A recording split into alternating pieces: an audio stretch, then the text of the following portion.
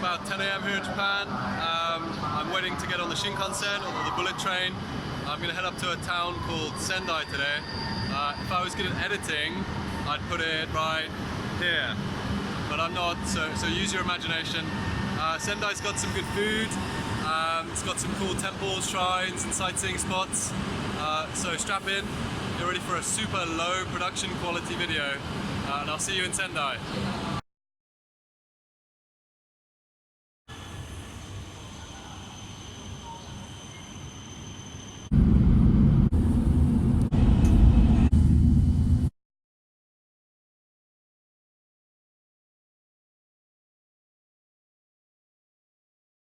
So I'm currently at a place called Rinnoji. It's a Buddhist temple.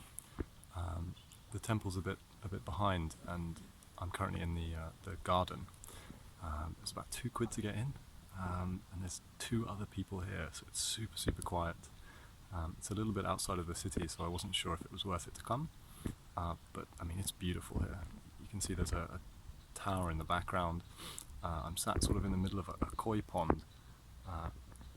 And whenever you're nearby, the koi tend to come to the surface because they always think you have food.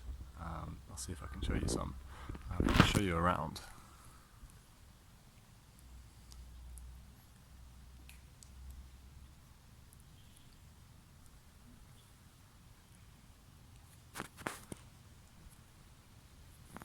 That was that low production quality I was talking about.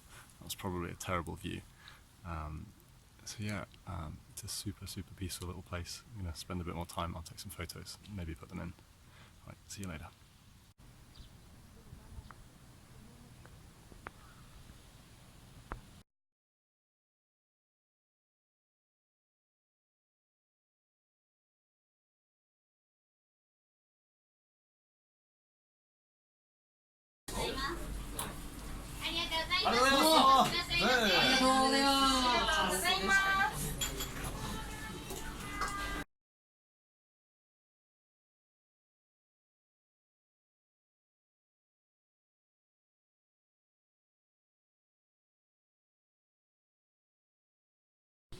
So I had some lunch, went back to the station, had some really good sushi.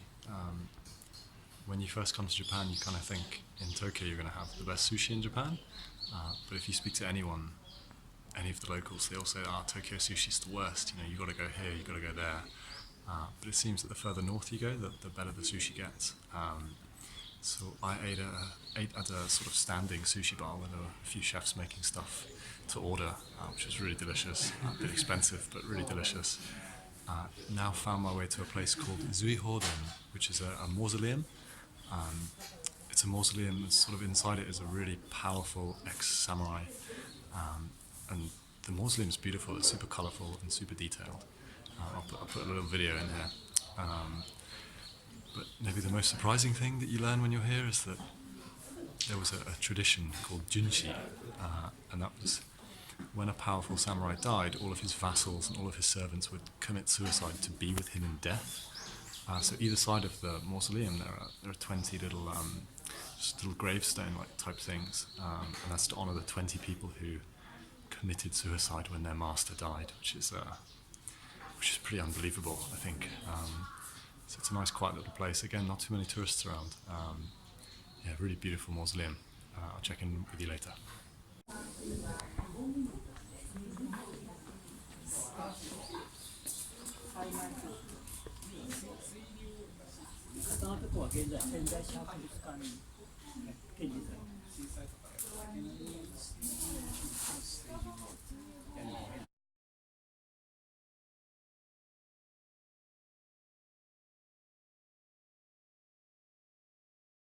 So I'm at my last tourist attraction of the day. I'm at Sendai Castle, or the ruins of Sendai Castle.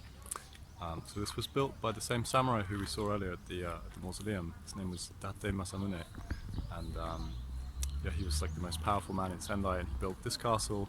It's obviously buried in a spectacular mausoleum. But as you can see, there's not much of a castle left. The place endured fires and rebellions, and was actually destroyed in the carpet bombings in World War II. So the only thing really left is behind me here. You can see that watchtower is kind of all that's left. But obviously the castle was built up high, so you can see all the way around the city. Some mountains in the distance. And there's actually a statue built in his honor, which I'll take you to now. But yeah, this Sendai so far has been really quiet actually. Even here there's not many tourists. Compared to places like Osaka and Kyoto where there's tourists everywhere.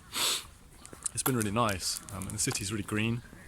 On the tour bus on the way they told us this is called the City of Trees, and I can kind of see why.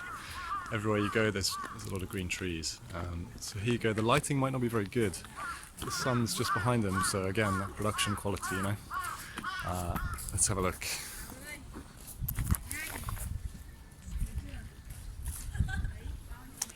I mean, maybe if it's even just a silhouette, it looks pretty cool.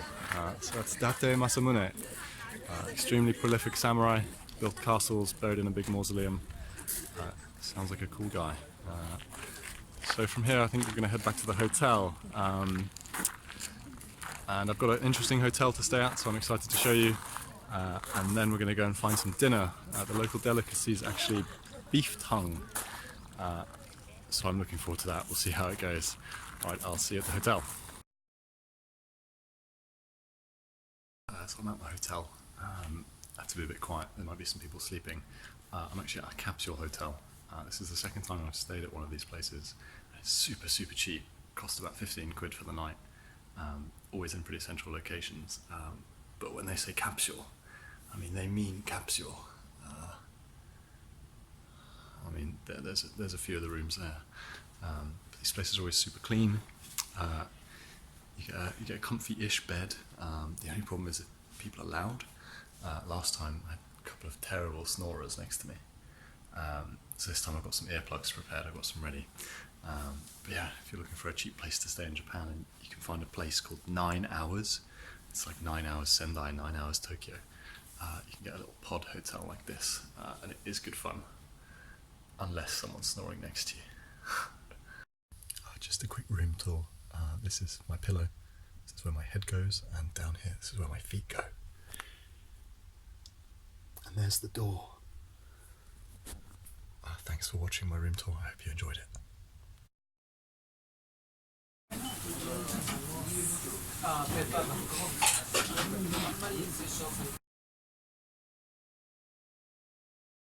So I just ate. I had gyutan, or beef tongue. It's the first time for me, but it was like barbecued right in front. I've got a little video. Hopefully I'll have put that in as well. It was pretty good. Yeah, certain bits were a little chewy, but some bits were really soft and sort of juicy. Flavor was great, a little bit gamey.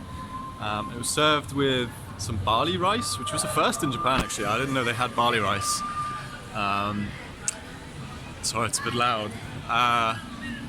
And some sort of bone broth soup or something, which was really good. Really clear and soothing, I guess.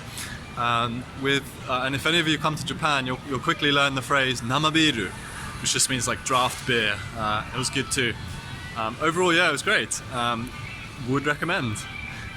Just gonna walk around the streets a little bit now. There's lots of like izakayas, some Japanese pubs. Might grab a drink somewhere, see what looks good. All right, and I'll check in with you later. So I found a little craft beer place, went in, had a nice beer. Sort of place Matt would have loved. I'm going to crash for the night. See you in the morning. Morning. It's about 9 AM here in Sendai station. I slept all right. There were a couple of guys snoring around me, but I had the earplugs, so it was alright. Yeah, so I'm headed to a town called Matsushima today, which again I'll put right there. It's right on the coast. So this whole coastline was hit by the tsunami in 2011. So here in Sendai there's a few sort of memorials around, some pictures showing the wreckage. But Matsushima's right on the coast, so maybe there's more related to that. I'm just grabbing some coffee at the moment. Went to what I thought was a normal coffee place, but then they gave me this weird brewer thing. Let's have a look. So you pour that into a cup. It looks kind of cool. It's good coffee. Alright, so I'll see you in Matsushima.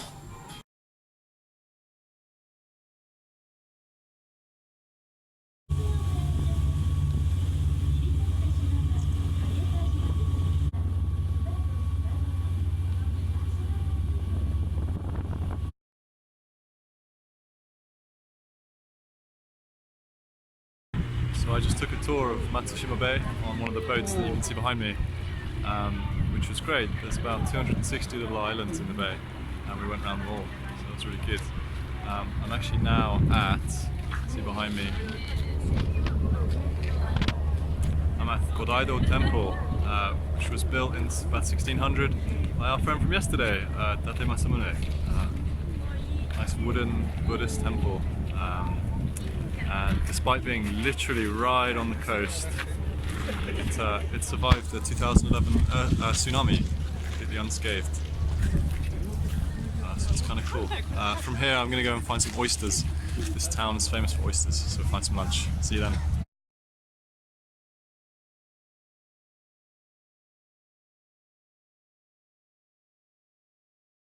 So I'm headed to Zuiganji, which was Date Masamune's family temple. On the walk there used to be loads more of these great big cedar trees, but they were damaged by the saltwater in the tsunami. And actually, the restaurant I ate at lunch had a picture showing how flooded and submerged their restaurant was. So you can see they're starting to replant lots of little trees. Yeah, there used to be way more of these great big cedar trees.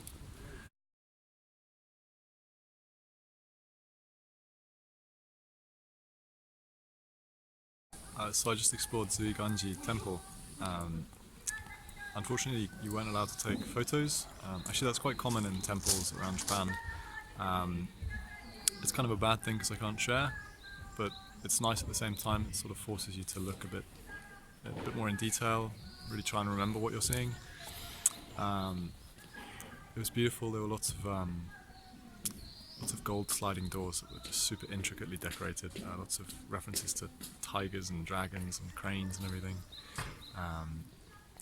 But again, there were references to these people who committed junshi. And I can't imagine, I can't put myself in the shoes of someone that committed to anything. To think there were 20 people who woke up one day thinking it was a normal day, finding out their master had died and thinking, all right, it's a good life. I can't do it. Yeah, it's pretty amazing to think about.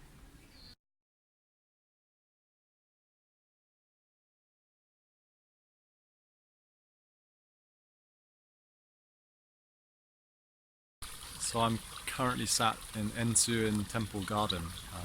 There's a temple a little way back. It's actually a moss garden. It's really green and calming, and you can hear a little stream running behind me. There's a flower garden as well. It's a super peaceful little place. And one strange fact about me is that I actually really like moss. I guess my dream is to have a moss-covered garden one day. It's probably really bizarre. Yeah, this is such a nice place to just have a walk. I think I'm going to go and grab some tea somewhere soon. Yeah, it's been a great day so far in Matsushima. So I've come to a place called Kanrante, which is right on the coast, and you can get traditional, authentic matcha and some little cakes. So I got some of that and some of this. And here's my view.